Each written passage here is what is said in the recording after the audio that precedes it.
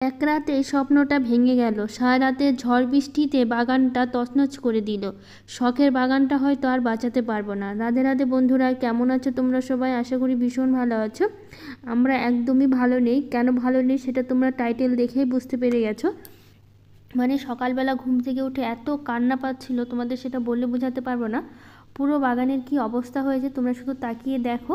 মানে তোমাদের দূর থেকে দেখাচ্ছি, তোমরা বুঝতে পারছো না, এখন কাছ থেকে দেখাচ্ছি। দেখো কি অবস্থা করেছে বাগানটা। কালকে থেকে এত হাওয়া দিয়েছে, সারা রাত্রেবেলা এত হাওয়া, এত বৃষ্টিতে দেখো পুরো গাছগুলো একদম মানে উল্টে পড়ে আছে, একদম গোড়া থেকে মনে হচ্ছে ভেঙেই গেছে সব গাছগুলো। যাই না কি অবস্থাতে আছে এখন। দেখো ফুলের গাছগুলোর কি অবস্থা। আর তুমি নয়নতারার গাছগুলো দেখাচ্ছি, ওগুলো তো মাঝখান থেকে ভেঙে গেছে। তোমরা দেখলে বুঝতে পারবে যে কি অবস্থাতে আছে গাছগুলো। দেখো তোমরা গাছগুলো বাঁচাতে পারবে কিনা সেটা নিয়েই আমি এখন ভাবছি। দেখো গাছগুলো মাঝখান থেকে একদম ভেঙে ভেঙে গেছে। এত সুন্দর ছিল, তোমরা নিজেরাও বলেছো তুলসী মন্দিরের ওখানে গাছগুলো এত সুন্দর লাগে দেখতে, এত ভালো লাগে, সেই অবস্থাটা কি করে দিয়ে গেছে তোমরাই একবার ভাবো। মানে তোমরা বলো, আমার এত মানে বলছি না, আমার না সত্যি চোখ দিয়ে জল বেরিয়ে যাচ্ছে বলতে বলতে। এত মানে কষ্ট করে এত শখ করে বাগানটা করেছি, যদি সকালবেলা ঘুম থেকে উঠে এই অবস্থাতে দেখি তখন কেমন লাগে ভাবো একবার। তো এখন আর কি করা যাবে, কিছু করার নেই, আমাদের হাতেও নেই কিছু করার। তো যতটুকু চেষ্টা বাঁচানো, সেই চেষ্টাটাই এখন করছি। এখন দেখা যাক কি হয়। ভালো হলে তো তোমাদের সাথে অবশ্যই শেয়ার করব সব কিছু। এখন সবগুলো গাছকে খুব আস্তে করে দাঁড় করিয়ে মানে বেঁধে দিচ্ছি, দেখি যদি গাছগুলোকে বাঁচাতে পারি তাহলে তো ভালোই। আর যদি গাছগুলো কিছু হয়ে যায় তখন সত্যি বলছি এত কষ্ট হবে, এত মানে বলে বোঝাতে পারবো না। এখন আমি কিছু বলারই ভাষা পাচ্ছি না যে আমি তোমাদের এখন কি বলবো, এখন কি বলা যায়। মানে এই গাছগুলো দেখে আর কিছু বলা যায় বলো তো? তোমরা নিজেরা দেখো কি অবস্থাতে আছে। আর গোড়া থেকে মাটিগুলো এত হয়ে গেছে না, একদম মনে হচ্ছে ভেঙে গেছে গোড়া থেকে একদম। তো দেখা যাক কি করা যায়। কয়েকটা বাঁশ ছিল, ওগুলো হচ্ছে দাঁড় করিয়ে দিলাম, আর কিছুটা ফাটাতে হবে। তো বাবানের পাপা ওইদিকে বাঁশগুলো ফাটাচ্ছে। তো ভাবলাম ততক্ষণে পুজোর ফুলগুলো তুলে নিই।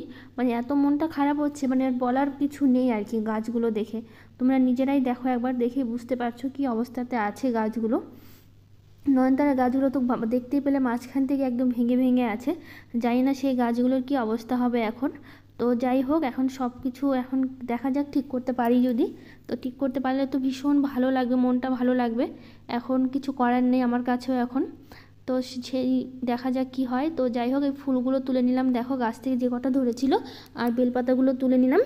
আর এদিকে বাবানের পাপার বাঁশ ফাটানো হয়ে গেছে। তো দুজনে মিলেই করছি সব কিছু যাতে তাড়াতাড়ি হয়ে যায়। আর সকালবেলা উঠে কোনো কাজ করিনি, মানে গাছগুলো দেখে মনটা খারাপ হচ্ছিল না। তো আর কোনো কাজ করার মানে আর মানে শক্তি জোর আসছিল না মনে, যে এই কাজটা করবে। একটা এনার্জি নিয়ে যে সকালটা শুরু করি, সেই সকালটা আর শুরু মানে আজকের সেই সকালটা আর শুরু হয়নি আর কি। তো ওইদিকে সব গাছগুলো ছিল, ওগুলো সব সোজা করে দিলাম। এখন বাইরের দিকে গাছগুলো একদম হেলে পড়েছে, এটা একদম রাস্তার দিকে যেগুলো মানে লাগিয়েছিলাম সেইগুলো আর কি এখন একটু বেঁধে দিচ্ছি। তো এগুলো একটু শুয়ে শুয়ে পড়েছিল, সেগুলোতে সেরকম কিছু হয়নি, তবুও একটু বেঁধে বেঁধে দিচ্ছিলাম, শুধু শুয়ে পড়েছিল। আর এদিকে দোপাটি ফুলের গাছগুলো দেখো হাওয়াতে ডালগুলো কিভাবে ভেঙে ভেঙে পড়ে আছে গোড়ার দিকগুলোতে। তো তোমাদের একটু শেয়ার করলাম, অনেকগুলো গাছেরই এরকম হয়েছে যে গোড়ার দিকগুলোতে এই যে দেখো ডালগুলো ভেঙে ভেঙে আছে, কিছুদিন পর ফুল ফুটবে। আজকে এই অবস্থা। তো এইদিকে জবা গাছটা যে ছিল ওটার কিছু হয়নি। তো বললাম যে যদি আবার ঝড় বৃষ্টি তো লেগেই আছে, আর এখনও না হাওয়াটা হচ্ছে প্রচুর, আর বৃষ্টিও প্রচুর হচ্ছে। তো সেই জন্য ওটা বেঁধে দেওয়া হলো। তো একটা দিদিভাই, কাকুলি মজুমদার দিদিভাই বলেছে ব্লগটা খুব ভালো লাগলো, আর তুমি কোন ট্রাইপড ব্যবহার করো সেটা একটু দেখিও। তো সেই দিদিভাইয়ের জন্য এটা দেখালাম আর কি। দিদিভাই কমেন্ট করেছিল, তো আমি এটা দিয়ে কিন্তু ভিডিও করি। এটা বড় ছোট সব রকমই করা যায়, তো এটাতে আমার সুবিধা হয়। তো এটাই কেনা হয়েছিল, একটাই আছে আমার কাছে। তো এটা দিয়েই হচ্ছে ভিডিও করা হয়। তো ওইদিকে গাছগুলো দেখতেই পেলে, আর নয়নতারা গাছগুলো বাঁধা হলো, মানে আপাতত চেপে বাঁধা হয়েছে, কারণ হচ্ছে যদি গাছগুলো একটু ভালো করা যায় আর কি। আর ছড়িয়ে বাঁধলে তো আবার সেই ভাঙা জায়গাটা জোড়া হবে না। তো দেখা যাক কি করা যায়। তো এইদিকে আমি রান্নাতে চলে আসলাম। আর স্নান পুজো কিন্তু করে নিয়েছি, আমি স্নান করে পুজো করে তারপরেই রান্নাঘরে এসেছি। তো আজকে যেহেতু ঝড় বৃষ্টি বাইরে ভালোই হচ্ছে, আর এখনও বৃষ্টি হচ্ছে, গাছ বাঁধা হলো আর হচ্ছে বৃষ্টি আবার শুরু হলো। সেটাই বাবানের পাপা গল্প করছিল যে হয়তো ওই বৃষ্টিটা থেমেছিল একমাত্র আমাদের জন্য, গাছগুলো দাঁড় করানোর জন্যই। গাছগুলো দাঁড় করানো হলো, আবার একদম শেষের দিকে বৃষ্টিটা শুরু হয়ে গেল। মানে যখন নয়নতারার গাছগুলো বাঁধা হচ্ছিল তখনই মানে বৃষ্টিটা শুরু হলো আর কি। তো ভালোই হলো, একদম একটা সময় দিয়েছিল কিছুটা, যে সময়টাতে আমরা হচ্ছে মানে গাছগুলো বাঁধতে পারি। ভীষণ ভালো লাগলো গাছগুলো মানে মানে সময়টা দিয়েছিল দেখে।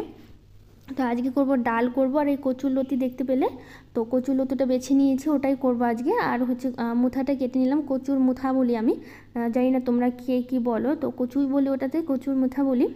তো ওটাই হচ্ছে কেটে নিলাম, ডালে করব। তো এদিকে দেখো ডালে আমি ফোড়ন দিয়েছি, ডালে রাঁধুনি ফোড়ন দিয়েছি, আর মসুর ডাল তো করলাম, তো আর কচুটা ওখানে দিয়ে দিয়েছি ডালের মধ্যে। আর এখন করব হচ্ছে লতিটা করব, লতিটা একটু লবণ দিয়ে না একটু ভাপিয়ে নিয়েছি।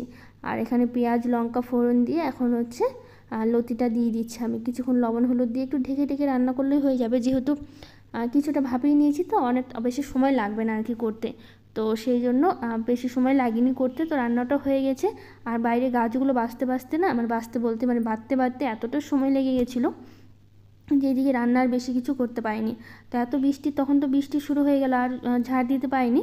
তো এই টাইমটা আবার একটু বৃষ্টিটা ছাড়লো, তো বাবানের পাপা বললো কি যে আমি ঝাড় দিয়ে দিচ্ছি, তুমি রান্নাটা করে নাও। আমার ওইদিকে আবার রান্নাটা করছিলাম, তো এই টাইমটা একটু বৃষ্টিটা ছাড়লো, তো এই উঠানটা ঝাড় দেওয়া হয়নি। আর ঘরের ভেতরটা তো বাসি ঘরটারগুলো আমি ঝাড় দিয়েছি, তখন লাইন ছিল না দেখে তোমাদের সাথে আর শেয়ার করা হয়নি। মানে বাইরে গাছ বেঁধে তারপরে ঘরটা ঝাড় দিয়ে স্নান করে তারপরে হচ্ছে পুজো করেছি। আর ওই সময়টা লাইন ছিল না যে তোমাদের সাথে শেয়ার করবো, অন্ধকার ছিল। তো ঘরের ভেতরটা রৌদ্র নেই, বৃষ্টি অন্ধকার হচ্ছিল ঘরটা দেখে, আর হয়নি আর কি, তোমাদের সাথে শেয়ার করা হয়নি, পরে শেয়ার করব তোমাদের সাথে। তো এইদিকে হচ্ছে বাবার বাবা খেয়ে দিয়ে স্কুলে বেরিয়ে গেল, আর বাবানকে আজকে নিয়ে যেতে পারিনি, কারণ এখনও না বৃষ্টি হচ্ছে টিপি টিপি জানো। আর বাবানের তো রেনকোট নেই, বাবান যেহেতু বাইকে যাবে, তো কী করে যাবে, সেই জন্য বাবান আজকে বাড়িতেই থাকলো। আর তোমাদের কালকে ব্লগে বলেছিলাম বাবানের একটু সর্দি জ্বর লেগেছে, তো সর্দির ওষুধটা কালকে রাতে খাওয়ানো হয়েছিল, রাতে খাইয়ে শুয়েছিলাম। তো সর্দিটা কমলেও না এখন আবার গাটা গরম করছে জানো তো, আবার একটু জ্বর জ্বর লাগছে, মানে সব বিপদ একসাথে চলে এসছে এখন। বাবানের শরীরটা খারাপ, কিছুদিন পর পরীক্ষা, কালকেও তোমাদের বলেছি আজকেও বলছি, বাবানের কিছুদিন পরেই পরীক্ষা। এখন যদি শরীরটা খারাপ হয় তো পড়াশোনার অনেকটাই ক্ষতি হয়ে যাবে। আর এখন পড়াশোনার চাপটাও একটু বেড়েছে, যেহেতু কিছুদিন পর পরীক্ষা, আরও পড়াশোনার চাপটা বেড়েছে।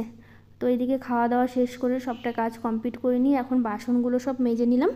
মাজার পর এই যে বাবা আজকে এসেছিলো সকালবেলা দুধ দিতে, আবার এই বৃষ্টিটা একটু থামলো বললাম না, ওই সময়টাই এসেছিলো বাবা দুধটা দিতে। আমাদের হচ্ছে গরু, বাড়ির গরু আর কি, মায়ের বাড়ি থেকে বাবা এসেছিলো, দুধটা দিয়ে গেল, অনেকটা দুধ দিয়ে গেছে দেখো সকালবেলা এসে। তো একটা তো ভাবছিলাম হয়ে যাবে এটাতে, তো এটাতে হলো না দেখে দুটাতে দিলাম। তো দুধটা একটু গরম করে হচ্ছে রেখে দেবো, রেখে দিয়ে চলে যাব হচ্ছে অন্য কাজে। তো চলে আসলাম ঘরে, তখন তোমাদের বললাম না সকালে বাসি কাজ সব করে নিয়েছি, ঘরটা ঝাড় দেওয়ার পর এখনও দেখো আবার করতে হচ্ছে, যেহেতু বাবান বাড়িতে আছে না, বাবান থাকলে তো গোটা বিছানা একদম অগোছালো করে। আর অন্য ঘর যতই থাকুক, বাবান সবসময় এই ঘরটাতেই খেলবে, এই ঘরেই বিছানায় সব কিছু করবে। তো সকালবেলা একবার বিছানাটা গুছিয়েছি, তো আরেকবার আবার বিছানাটা গুছিয়ে একটু টান টান করে নিলাম, কারণ বাবান খেলে তো ওকে আমি আবার কিছু বলি না একটু বিছানাটা অগোছালো করলে, কারণ ওর এখনই বয়স খেলার না, আর এখনই তো ওই খেলবে, ওই অগোছালো করবে। তো সেই জন্য ওকে আমি খেলতে দিই, কিছু বলি না, আমি যখন সময় পাই তখন সুন্দর করে আবার গুছিয়ে রেখে দিই। আর বাবানও খেলনা দিয়ে খেলবে, যা দিয়ে খেলুক, পড়াশুনো করুক, লেখালেখি যাই করুক, ও কী করবে বলো তো, যখনই আমি গুছিয়ে রাখতে বলবো সুন্দর গুছিয়ে নেয়, মানে এই অভ্যাসটা আমি ছোটোবেলা থেকে করিয়েছি ওকে। তো অভ্যাসটা ও সুন্দর মানে মেনে নেয় আর কি। মানে যখনই বলি খেলাধুলা হলে ওকে একটা ঝুড়ির মতো করে দিয়েছি, যেটা এই চোখের নিচেই আছে আর কি। তো ওই ঝুড়ির মধ্যে কী করবে, সব খেলনাগুলো আবার গুছিয়ে রেখে দেবে আর কি, ও আবার বের করে খেলবে, আবার গুছিয়ে রেখে দেবে। যখনই একটু রং করছে, খেলছে, বা কিছু লেখালেখি করছে, সঙ্গে সঙ্গে লেখা শেষ হয়ে গেল, আমি যদি বলি বা নাও বলি, ওর সময় পেলেই কী করে সবটা গুছিয়ে সব কিছু রেখে দেয়। তো দিদিভাইয়ের কিছুর কমেন্টে রিপ্লাই দিই। ইলাস ব্লগ থেকে দিদিভাই বলেছে, দিদিভাই তুমি অনেক সুন্দর করে কাজগুলো গোছাতে পারো, আর সব কাজই তোমার ভালো লাগে। থ্যাংক ইউ দিদিভাই এত সুন্দর করে বলার জন্য। আর রিন্টি হালদার বোন বলেছে, রাধে রাধে দিদিভাই, রাধে রাধে বোন। এই বোনটা আমাকে রোজ দিন কমেন্ট করে, প্রতিটা ব্লগে আমাকে কমেন্ট করে, ভীষণ ভালো লাগে যখন ও কমেন্টগুলো করে। তো সারা ফ্যামিলি থেকে ব্লগ থেকে বলে, তুমি ভয়েস কিভাবে দাও বলো একটু। আমি ভয়েস বলতে গেলে যখন আমি ভিডিও করি, মানে এডিট করি আর কি, যে অ্যাপ থেকে, সেই অ্যাপ থেকেই তো ভয়েস দেওয়ার অপশানটা থাকে, তখনই আমি দিয়ে রাখি যখন সময় পাই আর কি। ধরো কখনো রেডি করে রাখলাম, এডিট করে রাখলাম, পরে ভয়েস দিলাম, বা এডিট করার সঙ্গে সঙ্গে সময় পেলে তখন ভয়েসটা দিয়ে দিই, এভাবেই হচ্ছে আমি করি আর কি। যখনই যতটুকু সময় পাই আর কি, সেই সময়ের সুযোগ বুঝেই আমি কাজটা করি। সব সময় আসলে এডিট করার সঙ্গে সঙ্গে ভয়েস দিতে পারি না, আর যখন আমার এডিট করা হয়ে গেল বা হাতে সময় আছে, তো সেই টাইমটা আমি ভয়েসটা দিয়ে রাখি।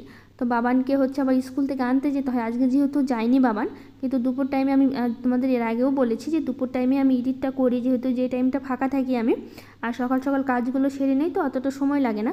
আর বাবানও বাড়িতে থাকে না, বাবানের পাপাও থাকে না, আমার কাছে সময় থাকে, তো আমি সেই সময়টা হচ্ছে ভিডিওর কাজে লাগাই আর কি। তো দুপুর টাইমটা একটু আরাম করি যখন, তখনই আমি ভিডিওটা এডিট করি বা ভয়েস দিই, সবটা সেই টাইমটা করে রাখি। তো যাই হোক, আজকের ব্লগটা আর বড় করবো না, এখানে শেষ করবো। ভালো লাগলে একটা লাইক শেয়ার কমেন্ট করে দিও, আর আমার চ্যানেলটাকে সাবস্ক্রাইব দিও, আর দেখা হবে নতুন ব্লগে।